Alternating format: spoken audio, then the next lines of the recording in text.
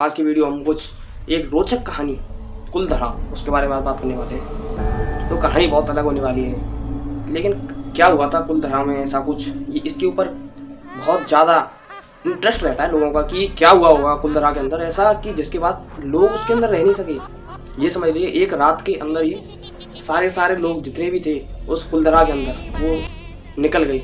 उन्होंने पूरा अपना घर जितना भी था उनके पास वो सब छोड़ के दूसरी शहर में जाके बस गए। ऐसा क्या हुआ कुलधरा में? तो आज उस कुलधरा के बारे में हम पूरा रोचक जो भी कहानी है आज उसके बारे में बताने वाले हैं। तो आप अपनी सीट और पेटियां दोनों बांध कर बैठ जाइए।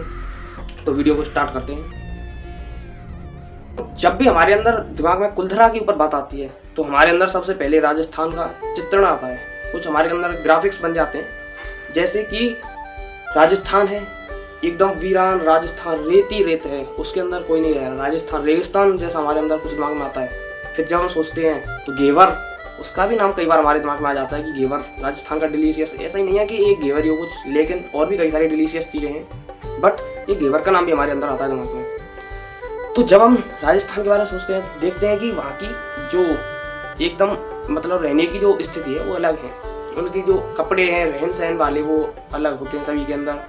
जो वहाँ के बुजुर्ग होते हैं वो भी अलग तरह के कपड़े ही पहनते हैं। आप लोग दिखाई देते होंगे, कई बार देखे होंगे आप लोगों ने।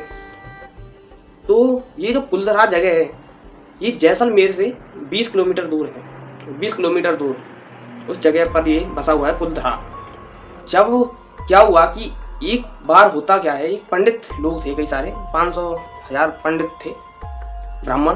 तो वो ब्राह्मण जाते हैं कि वो पालीवाल में रहा करते थे पहले। अब वो पालीवाल में रहने के बाद क्या हुआ, वो जैसलमेर आए तो जैसलमेर के इसी गांव में बस गए जिसका नाम था कुलधरा। अब ये कुलधरा में बसने के बाद क्या होता है, उन्होंने एक ब्राह्मण थे जो आए थे और उन्होंने ये कुलधरा ये जो गांव था इसको बसाया था।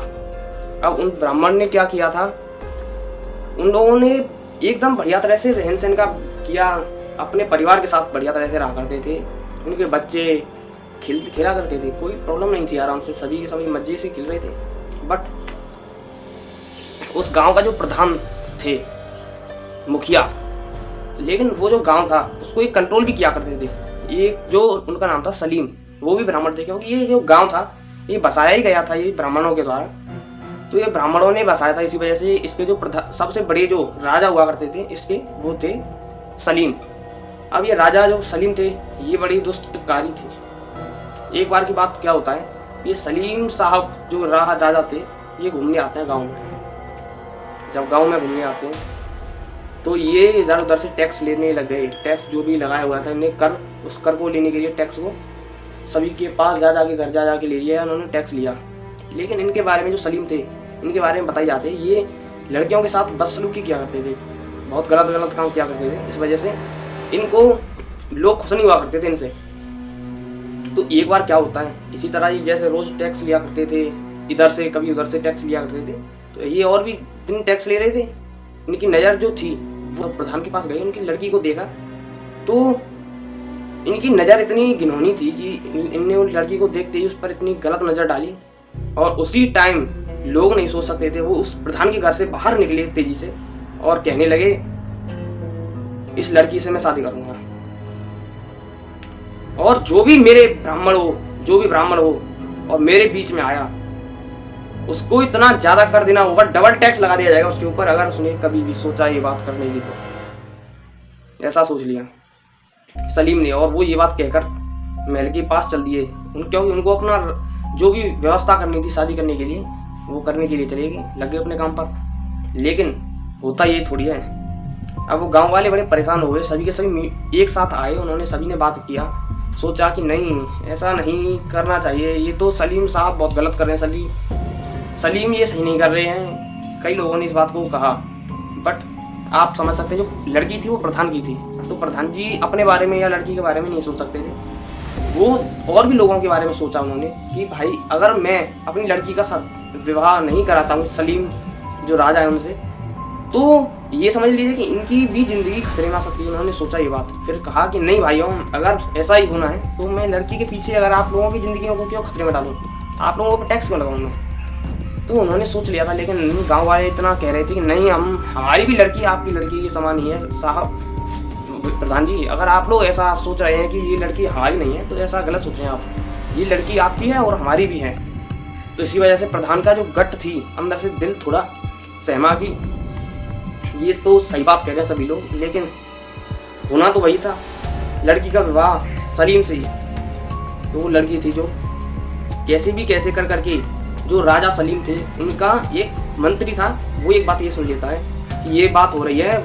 कई सारे जो ब्राह्मण हैं वो एक साथ मीटिंग करके ये बातें कर रहे हैं कि अब वो यहाँ पर नहीं रहेंगे, वो इस कुलधरा गांव को छोड़ के चले जाएंगे बाहर, बिल्कुल निकल जाएंगे छोड़ के अपने घरों से। जो भी पैसा होगा उनका, अन्न धन, उसको सारे को इकट्ठा करके अपने को निकाल के किसी और दूसरी जगह पर जाके बस जाएंगे। इससे तो कम से कम छुटकारा मिल जाएगा सलीम के, क्योंकि अब वो सलीम की कारागारी में नहीं रहना चाहते थे। तो लोगों ने सोचा यही बात, और वो मंत्री पता चलते ही सलीम दौड़ा दौड़ा भगा आया। उसने कई सारे लोगों की तो जान भी ली, लेकिन उसमें से ज़्यादातर लोग भाग गए। और जाते जाते उन लोगों ने क्या कहा, उन लोगों ने श्राप दे दिया कुलधरा गांव को कि आज से कुलधरा गांव ये गांव नहीं रहेगा। यहाँ पे जो भी होगा, जो भी रहेगा यहाँ पे, उसको जीने के लिए संसाधन सही नहीं मिलेगा। अगर ये जमीन है तो जमीन से एक भी अन्न नहीं मिलेगा। ऐसा करके एकदम उनकी जो जमीन थी वो बंजर हो जाएगी, या वहाँ पे जो भी लोग रह रहे होंगे उनको इतना बड़ा बीमारी फैल जाएगी उनके अंदर कि वो मर जाएंगे।